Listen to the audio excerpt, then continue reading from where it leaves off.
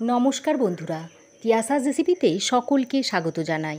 আজ হাজির হয়েছি এক দুর্দান্ত স্বাদের নিরামিষ মোচার রেসিপি নিয়ে, যেটা আপনারা ভাত, রুটি, পরোটা সবের সঙ্গেই খেতে পারবেন। ঘরে থাকা সামান্য কিছু উপকরণ দিয়ে রেসিপিটা আপনারা খুব সহজেই বাড়িতেই তৈরি করে নিতে পারবেন। আশা করছি রেসিপিটা আপনাদের ভালো লাগবে।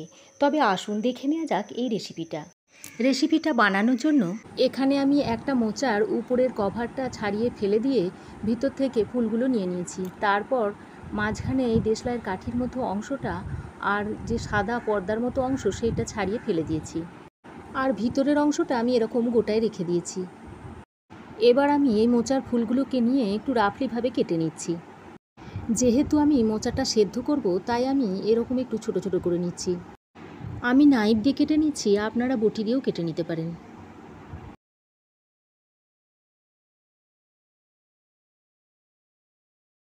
ফুলের অংশগুলো ছোট ছোট টুকরো করে নিয়েছি। এবার একটা থালার মধ্যে ঢেলে নিচ্ছি। এবার আমি এই ভিতরের অংশটাকে একটু কুচিয়ে নিচ্ছি।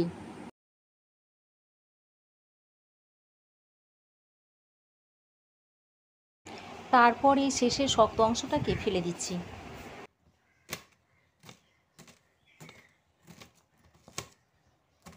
দেখুন, সব মোচাগুলো কেটে নেওয়ার পর একটা থালায় তুলে নিয়েছি।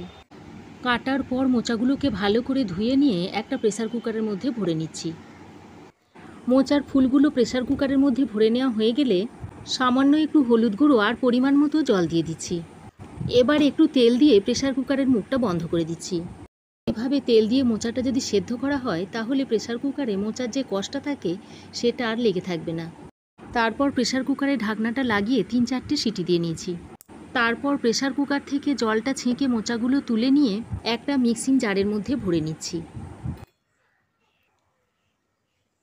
সঙ্গে 2টো কাঁচা লঙ্কা ও 2 টুকরো আদা দিয়ে একটা মিহি পেস্ট তৈরি করে নিয়েছি।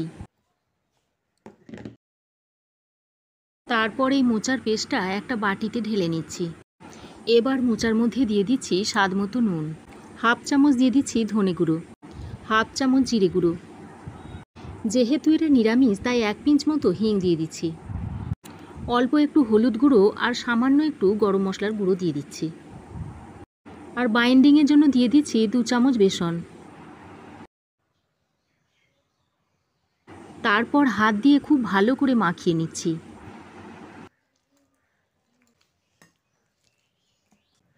দেখুন, মিশ্রণটা ঠিক এভাবে আমি মাখিয়ে নিয়েছি। এবার কড়াই গরম করে একটু বেশি করে সর্ষের তেল দিয়ে দিচ্ছি। এবার তেলটা ভালো করে গরম হয়ে গেলে মোচার বড়াগুলো ছেড়ে দিচ্ছি। এক পিঠ ভাজা হয়ে গেলে বড়াগুলোকে উল্টে দিচ্ছি। এবার এইভাবে মোচার বড়াগুলোকে উল্টে পাল্টে লালচে করে ভেজে তুলে নেব। ওই একইভাবে সমস্ত বড়াগুলোকে ভেজে তুলে নিয়েছি। ওই কড়াইয়ে আরও 1 চামচ মতো তেল দিয়ে দিচ্ছি। তারপর ওই তেলে কিছু আলু দিয়ে ভেজে নিচ্ছি।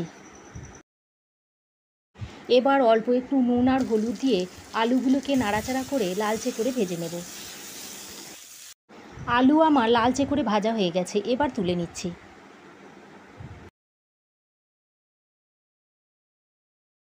এবার ওই তেলে ফোড়ন হিসাবে দিয়ে দিচ্ছি হাফ চামচ গোটা জিরে, একটা তেজপাতা ছিঁড়ে দিয়ে দিচ্ছি, আর সামান্য 1 পিঞ্চ মতো হিং দিয়ে ফোড়নটাকে কয়েক সেকেন্ড নেড়ে নিচ্ছি।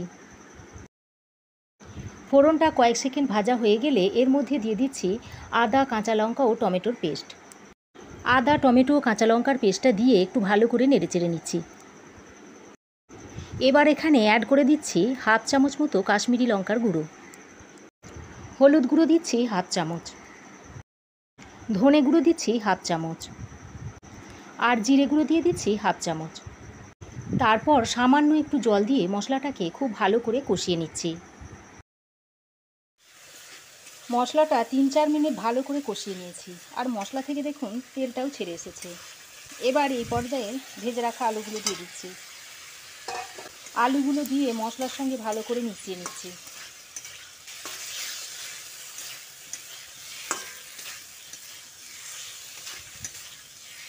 এবার এর মধ্যে স্বাদ মতো একটু নুন দিয়ে দিচ্ছি। তারপর আলুর সঙ্গে ভালো করে মিশিয়ে দিচ্ছি।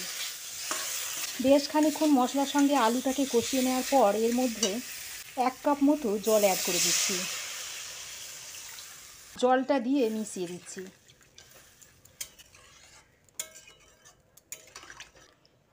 তারপর ঢাকা দিয়ে 10 থেকে 15 মিনিট মতো রান্না করে নেব। এতে করে আলুগুলো ভালোভাবে সেদ্ধ হয়ে যাবে। 10 মিনিট ঢাকা দিয়ে রান্না করার পর ঢাকাটা খুলে একবার ভালো করে মিশিয়ে নিচ্ছি। দেখুন আলুগুলো খুব ভালোভাবে সেদ্ধ হয়ে গেছে। এবার ভেজে রাখা মোচার বড়াগুলো এর মধ্যে অ্যাড করে দিচ্ছি। বড়াগুলো দিয়ে একবার ভালো করে মিশিয়ে নিচ্ছি। এবার এখানে 1 চামচ মতো চিনি অ্যাড করে দিচ্ছি। যেহেতু এটা একটা নিরামিষ তরকারি তাই চিনি দিলে খেতে ভালো লাগে। আর তাছাড়া এই রান্নাতে আমি একটু টমেটো ব্যবহার করেছি, তাই ব্যালেন্সের জন্য একটু চিনি দিলে খেতে ভালোই লাগবে।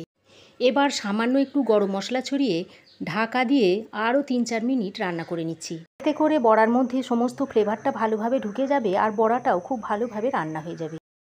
3-4 মিনিট পর ঢাকাটা খুলে আমি এর মধ্যে 1 চামচ ঘি ছড়িয়ে দিচ্ছি।